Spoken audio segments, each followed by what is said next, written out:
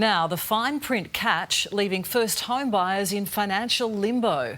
They only bought because they were eligible for government grants, but construction and supply delays mean they'll now miss out.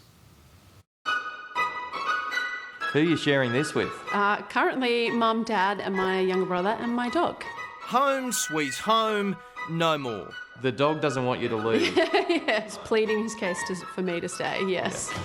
Lauren's made a decision to fly the coop. She saved her nest egg and bought her own great Australian dream. Home ownership seemed like such a foreign dream, and I'm sure many other people can relate to that. The Home Builders Grant convinced the 33-year-old from Pennant Hills in Sydney to take the leap and buy her ideal apartment off the plan. For off-the-plan buyers, it would mean a $25,000 grant, really a life-changing amount of money, especially for someone like me to be able to, get into their own place. A 25k head start. Yeah. It's not a bad one. It's not a bad one. But the government is about to leave this 33-year-old and thousands of other first home buyers and builders out of pocket. One piece of paper. One piece of paper. That's the only thing missing. Yep. That's it. Lauren applied for her grant more than 2 years ago, but without an occupier certificate before April 1 this year, she misses out on the 25k. When is your apartment going to be finished?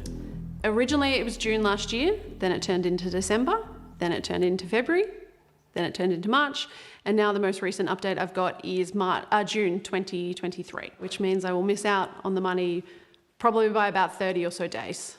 It's a huge hit. Jason Salter from Livable Communities says extreme weather and material shortages have left builders behind and thousands in limbo. But he believes many first home buyers are unaware they'll be left cashless. They would have registered and been given the go-ahead for the grant back as early as 2021. And so they've known for some time that this system was going to support them. It was going to be a safety net for them. But now, given everything that's happened for building in the last 2 years, the world's going to end for them. These grants being pulled out from under us, even though we qualify for it, has just been heart-wrenching, to be honest. Construction delays have already been costly for Heather from Wynnum in Brisbane, who can almost touch her new home. She's had to move into a temporary rental and is now eating into her savings. Losing the $25,000 could be a hit she can't afford to take. I've thought on several occasions just to pull the contract, cut my losses and go. But I'm now, I'm dedicated to the build. I've bought a lot of furniture to put into the house, which is sitting in storage. Home builders started in June 2020 to prop up construction during COVID.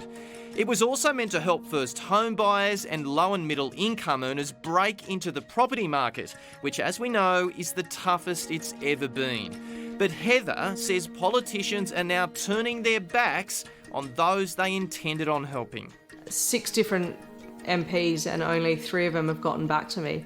I've emailed the likes of Anastasia Palaszczuk right through to Anthony Albanese. When home builders started, Treasury forecasted 27,000 grants would be approved at a cost of $678 million.